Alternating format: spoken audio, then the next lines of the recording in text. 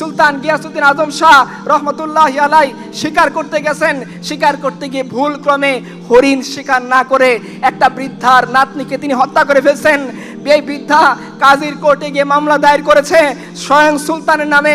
একটা দেশের chief executive তিনি, তার বিরুদ্ধে মামলা দায়ের হয়েছে সুপ্রিম কোর্টে। মনে করেন কাজী তলব করেছেন সুলতানকে, আসেন আপনি বৃদ্ধের সন্তানকে কেন হত্যা করেছেন নাতনিকে। ওই কাজী তখন বলতেছেন আপনি কাঠগড়ায় দাঁড়িয়ে বৃদ্ধের ফয়সালা করেন। সুলতান বলতেছেন ইসলামের বিধান তিনটা, হয় হত্যার বদলায় হত্যা করা হবে, নয় আপনি রক্ত মূল্য নিয়ে আমাকে মাফ করে দিবেন, আর চাইলে এমনি মাফ করে দিতে পারেন। বৃদ্ধা যখন এই দৃশ্য দেখেছে, সে ভিআইপি না, ভিভিআইপি না, সচিবের দাদি না, কোনো এমপি মন্ত্রীর সাথে তার রিলেশন নেই, একজন সাধারণ কৃষকের স্ত্রী, যার এই কুলে কেউ নেই, একটা নাতনি ছিল মারা গেছে।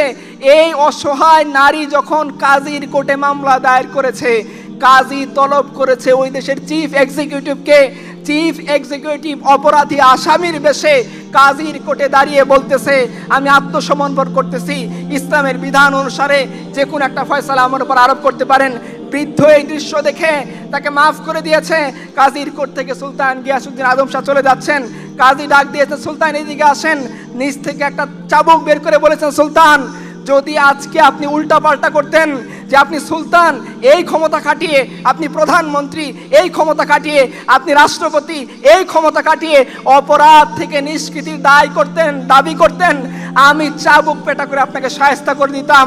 সুলতান গিয়াসউদ্দিন আজম শাহ তার খাপ থেকে তলোয়ার বের করে বলতেছেন যদি আপনি বিচারের ক্ষেত্রে নাইনসাফি করতেন, আমি তলোয়ার দিয়ে আপনার কল্লা ফেলে দিতাম।